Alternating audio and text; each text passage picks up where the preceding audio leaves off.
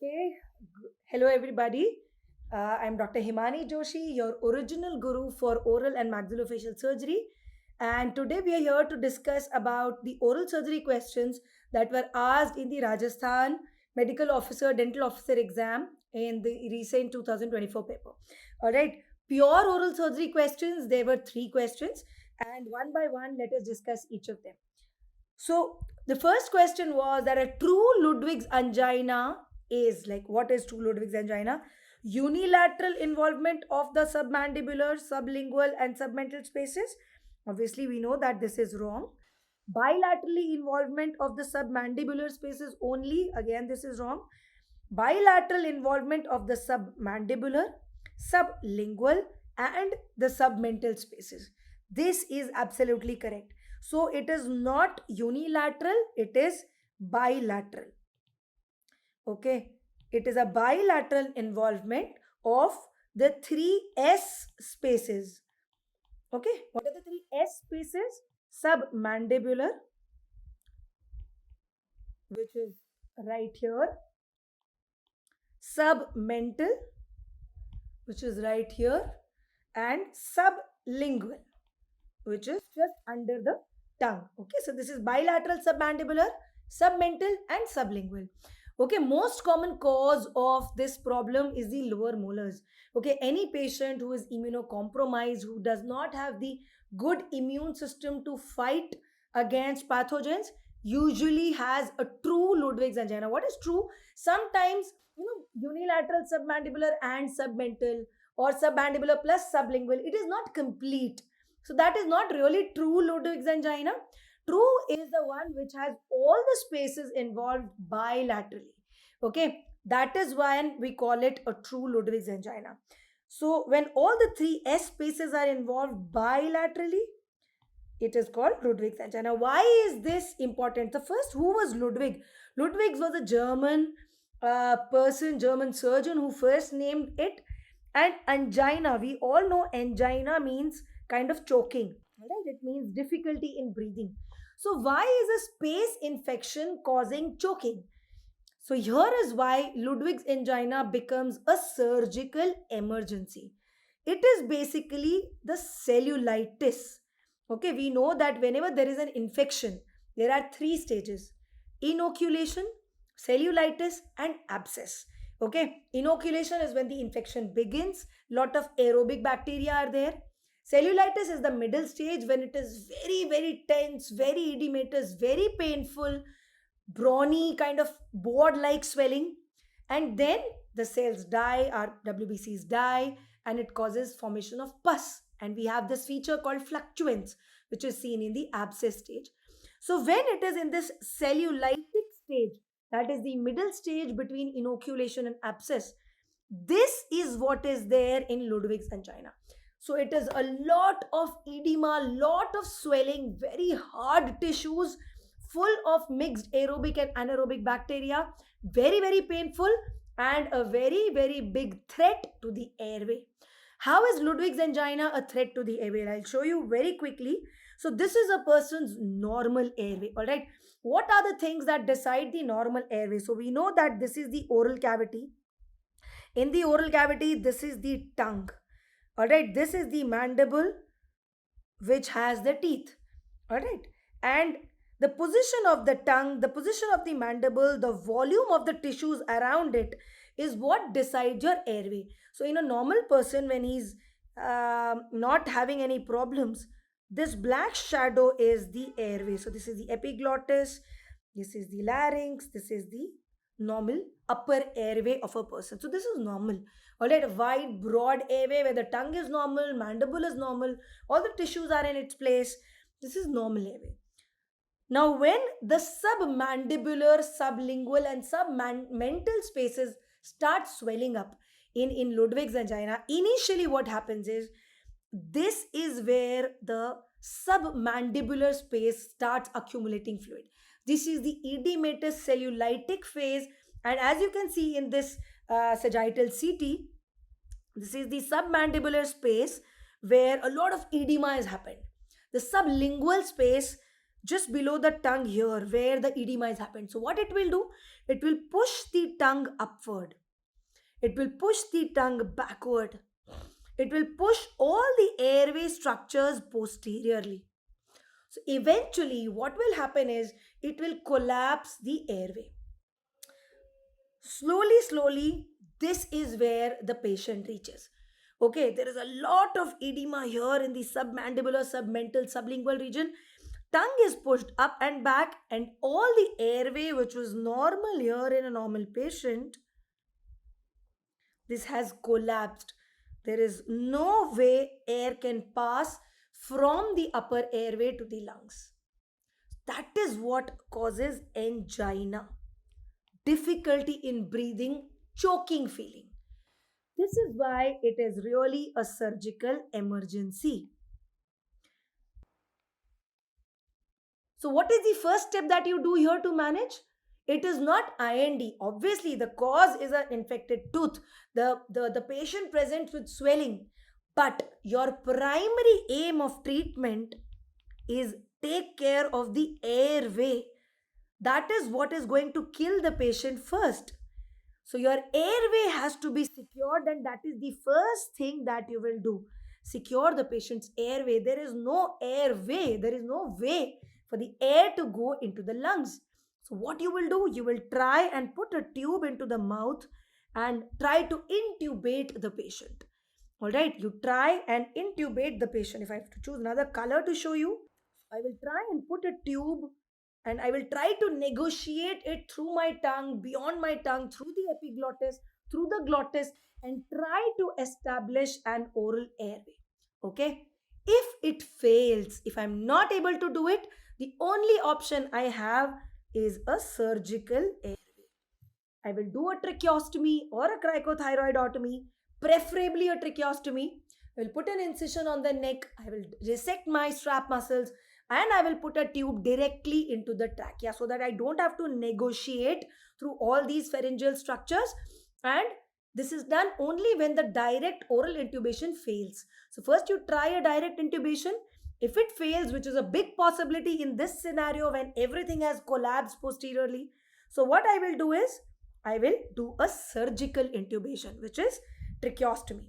Another question that students often ask me, ma'am, there is so much edema here. How will you perform tracheostomy? Isn't it contraindicated? So remember, it is a life-saving emergency. What you are doing in a Ludwig's angina, when the patient is unable to breathe and you are unable to intubate through the mouth, the only option you have is the surgical airway. So in that situation, you don't go for idealism of whether the incision site has pus or not, whether it is infected or not. Everything aside, it's a life-saving maneuver. And that's the last resort you have. All right. So if oral intubation fails, the only option you have is to do a tracheostomy, even if it has to be done through an infected tissue. All right. So remember, this is why it is called angina. This is how the tongue goes up, goes back, all the airway structures are blocked. This is how the airway collapses, and the primary management shifts from IND to establishment of airway. You try and intubate orally. If that happens, very good. You are lucky. The patient is lucky. If you are not able to intubate orally, you go for a surgical intubation, which is tracheostomy. All right. So I hope that answers the question here, and you all understand what we do in a Ludwig's angina. Okay, next question is local anesthesia used as an anti-arrhythmic agent. So this is one question that we've been answering since our third year vivas. We know that the answer is lignocaine. All right, we've been teaching it very, very often in our classes also. So we give intravenous lignocaine, which is the same percentage as 2% lignocaine, in specific types of arrhythmias, which are the ventricular arrhythmias. Okay, like ventricular tachycardia or ventricular fibrillations. All these, I'll just write it down.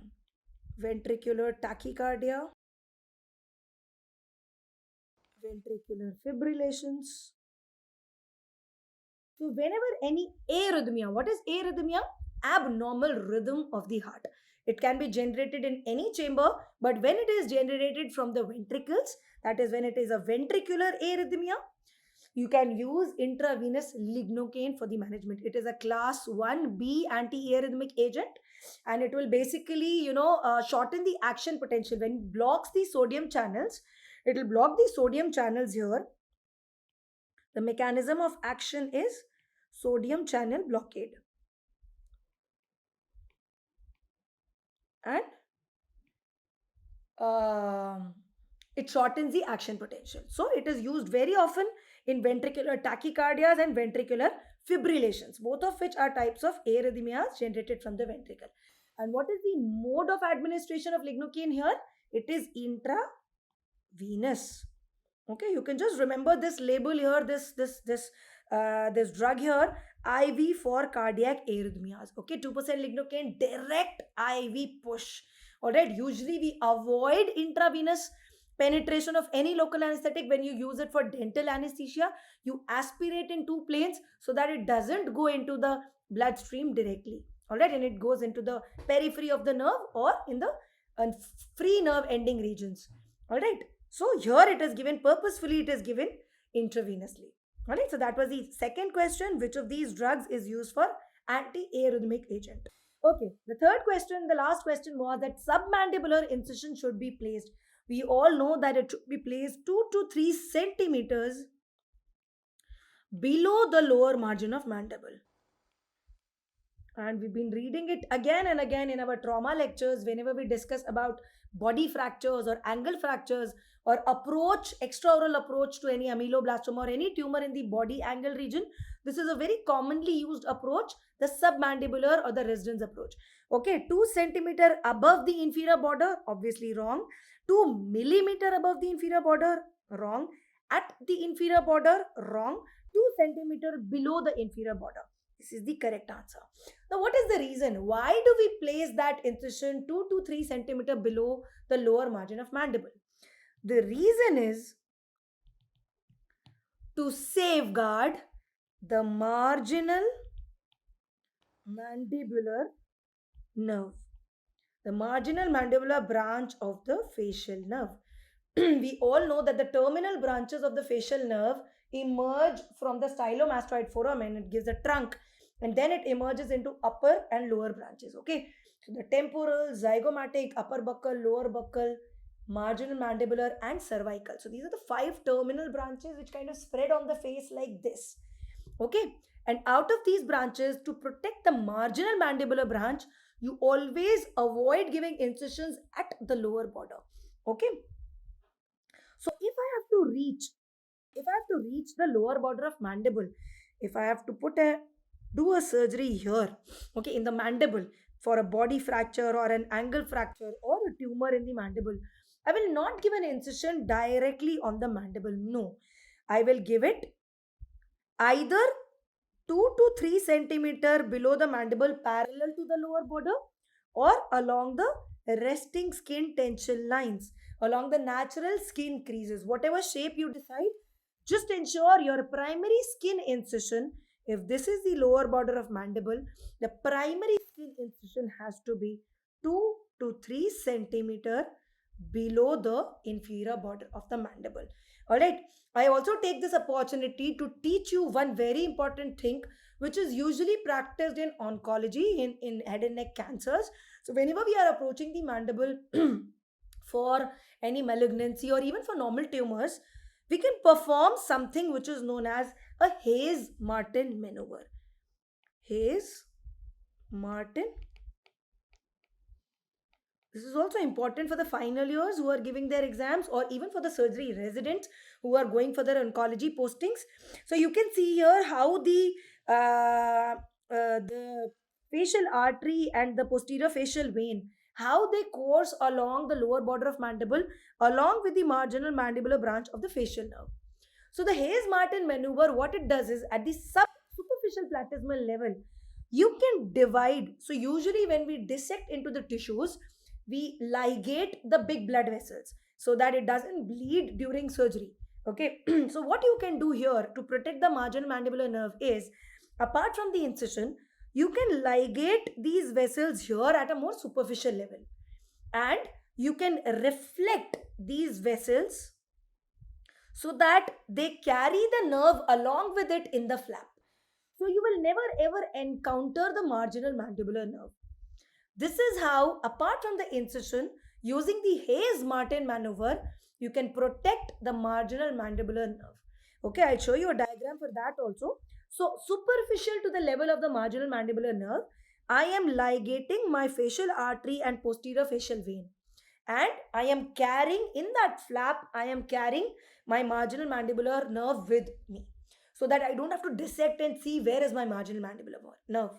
Okay, so this Hayes-Martin maneuver is another thing to protect the marginal mandibular nerve. All right, there are advantages, there are disadvantages, that the nodes are not being seen and all of that. But for you, you have to remember that the incision is 2 to 3. So how do we check 2 to 3? Either you can measure it with a sterile scale, or more practically, what the surgeons do is they put two fingers like that, assuming that the width of one finger is around 1 centimeter. So they to put two fingers like that, and below the two fingers, they will put a mark for the incision. Okay, so that is the submandibular incision to protect the marginal mandibular branch of the facial nerve. All right, so this clears all the questions of oral surgery from the Rajasthan MO paper. If you have any doubts, feel free to ask me on our YouTube channel, DBMCI MDS. Thank you.